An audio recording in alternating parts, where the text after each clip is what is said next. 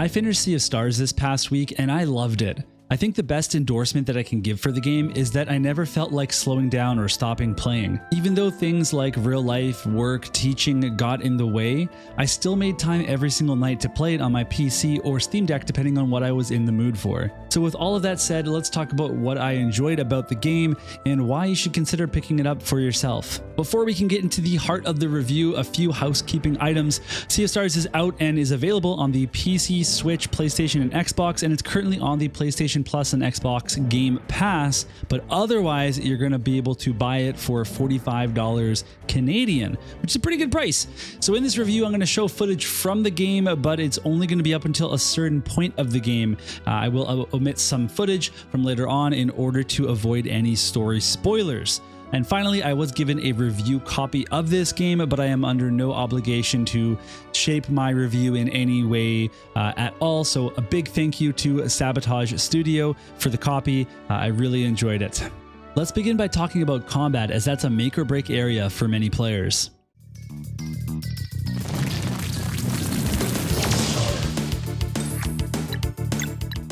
Combat in Sea of Stars happens in rounds, and during each round, you can scroll through each of your characters if you'd like them to act in a certain order. There's a turn counter to see how many actions until each enemy takes their turn, and keeping track of this information is very important. Once you've used a character, they can't act again until the next round, but you can change characters at any time if they haven't acted yet in order to access their skills. When you attack in Sea of Stars, you'll need to time a button press right before contact in order to do more damage, but also to attack multiple times, which comes in handy when breaking the casting of an enemy's attack. Similarly, when an enemy attacks, you can reduce the incoming damage by timing a block. I found the attack timing much easier as you get the hang of it quickly, but the timing of the various enemies' attacks will take more getting used to. This also applies for heals, so if you figure out when to press that button, you can have a mega heal on your hands. Attacking also restores your MP, so casting spells is greatly encouraged. There are a lot of rest and save points in the game as well, so you never have to worry about saving resources for bosses. Just go all out. Going back to breaking your foe's concentration, all attacks have different types. One character might hit with the slash type on their regular attack, but then have the magic that is solar based. Further to that, when you hit an enemy, orbs will discharge that allow you to charge up your attacks. This will add the elemental type to your basic attacks and will help you in breaking your enemy's abilities. The more orbs that you charge for your attacks, the more damage that they're going to be able to deal. When enemies have their casting bars appear, you'll need to use the proper number and attack types to stop their casting. Think about Octopath Traveler here. This will not only stop the casting of their ability, but also make the enemy miss their turn for that round. Balancing which spells to cancel or whether to even worry about it adds a lot of decision making to combat. It can also affect your plans of which character you want to use that turn and how you're going to spend your orbs, combo points, or MP. Later on in the game, ultimate abilities unlock and will be a great source of damage and other effects, including interrupting some crazy casting bars. While each ultimate is cool to watch, there's also one that is clearly better than the rest most of the time, as it just does too many things. I found myself using it all the time, especially on boss fights. Similarly, there is a specific attack in this game that knocks back an enemy's turn, which can really break up the mechanics of interrupting casting. So when fighting a single boss, you can effectively take a lot of turns before they ever get to cast a spell. These turn interruption mechanics were fun, but I think that certain bosses being immune to them might have been better balance-wise. I tried not to abuse this skill to get a sense of how difficult the game would be without even using it, and even then I have to say, Sea of Stars is not that difficult. The only time I ever had game overs in Sea of Stars were silly moments where I refused to use my items and went into battle after battle with low HP and no MP. This is because you can only hold 10 items and the classic RPG player in me is very conservative. And while I was really good at timing my attacks, I will confess that I was absolutely awful at timing blocks. Blocking does significantly decrease the incoming damage, but even with my shoddy skills, the game wasn't that difficult.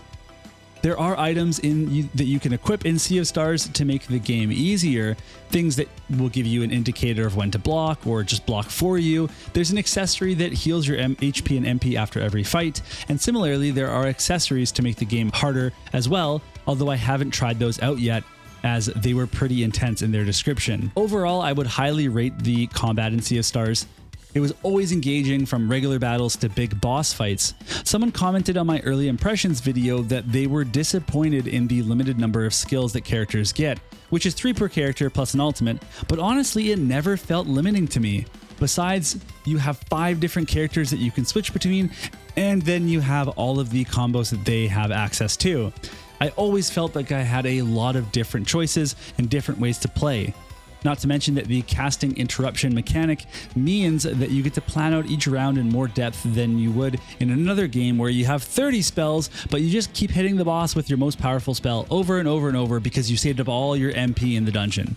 I did feel that combos sometimes felt like they were just for boss fights because you could finish most fights, regular fights, before building up to combo bars. Or even if you did build them up, they were just more of a win more scenario where you didn't really need them to finish the fight.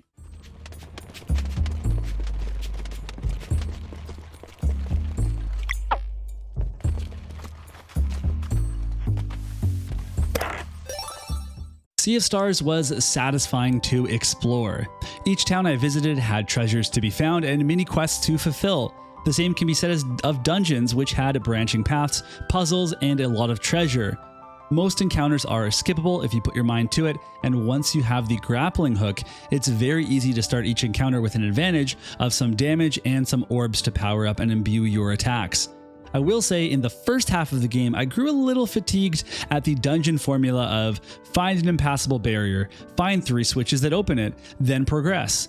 Later on in the game, I felt the dungeons achieved a little bit more variability, or at least novelty, and I got right back into it. The dungeons are all very different and look fantastic. You will visit all types of biomes and locales in your journey, and some of the dungeons are legit thriller-esque. I found myself on the edge of my seat as the creepy music blended with the tension perfectly.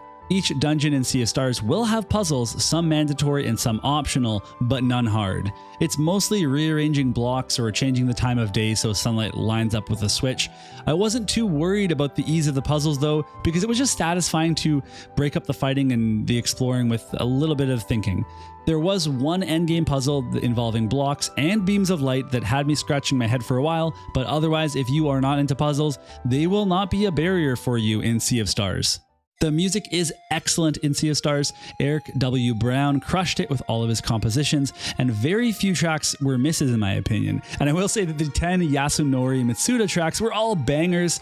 And one piece of feedback that I might have though is that I absolutely loved the boss theme, but I felt like so many bosses had custom themes that for big stretches of the game, I never heard the original boss theme. Overall though, for music, I have no complaints here. Not only is the music easy to listen to, but in many scenarios, it very much sets the tone for the dungeon or the fight that you are in. Another note is that money in Sea of Stars is very sparse, so be careful when you spend it. You'll want to pick up certain recipes and gear in shops, and it's always better to be cooking your own food than to be buying it with gold. I will add on one more piece of advice. If you haven't played this game yet and you are on the overworld, there will be times where you might want to do some backtracking. And if you are just going straight through the towns and the dungeons, you'll have to walk a long way. But if you talk to people in the towns, there are actually multiple shortcuts on the world map that will open up that make backtracking really fast. But if you don't ever talk to anybody, you'll never know they exist, and you'll have to backtrack straight through entire dungeons.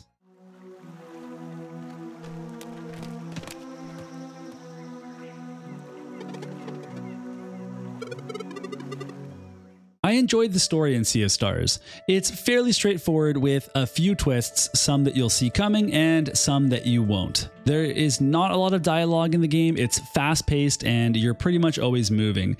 The traveling historian Teeks, who you can visit at the campfire or on your ship, will tell you stories from her magical tome that will fill in any backstory that traditionally might have been delivered by unskippable dialogue. Once in a while, the game does give you a few key flashbacks or information dumps, but for the most part, it's fairly simple dialogue. The main characters don't talk that much. To those online calling it bad writing, I disagree. The game tells a simple but enjoyable story that kept me engaged for 29 hours. The only part that I didn't enjoy was the ending. I felt like it was a little bit rushed and it wasn't climactic as I was hoping for. Now, of course, if you complete all of the extra parts of the game, you will get access to an extra ending that is honestly just the proper ending. And I think maybe that was intentional for people to feel a little bit frustrated by the just standard ending, because it really isn't much of an ending. And so if that's a spoiler for you, well, I'm sorry, but I do recommend going ahead and completing the entire game, all the bonus stuff, so you can get the extra ending. And that only took me 29 hours, so it's not that hard to do. I will say one criticism I had for the story is that there's a bit of an over-reliance on prophecies. There's times where characters are given clues to the future, but maybe too often, and at times people just know things to solve the issue, and like really there should be more fleshing out what's happening there instead of just somebody magically having an answer because someone told them in a prophecy what they would need to do.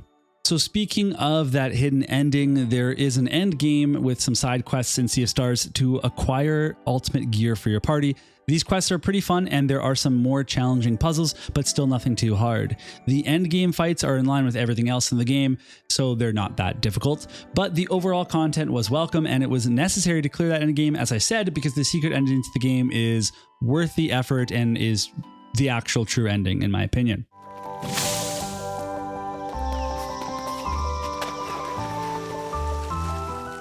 As I said in my early impressions video, Sea of Stars is full of polish and it shines from start to finish. It's a thoroughly enjoyable experience and it's a steal at the price that it's listed at. I would recommend this game to any RPG fan looking to get into the genre, or just people that have been playing RPGs for years. Despite some of the weaker elements to the game, I still feel that it's overall one of the best RPGs that I've played in a long time, and that we will see this game win some awards in the future. But that's just my opinion. I'd love to hear yours. Let me know in the comments below and we can chat about that further. And if you're new to the channel, please consider liking and subscribing for more content just like this. I'd also love to hear your critiques of my actual review, as I am very new to doing reviews of games. So if you think I should have mentioned something else, or I didn't mention enough about something, or you just don't like a point that I made, I actually want to hear that information, because I'm going to be able to get better by getting critique from you guys. I can do it myself over time, but you know, I would love that feedback. So otherwise, I'll see you all soon enough in a new video, but thank you so much for watching this one.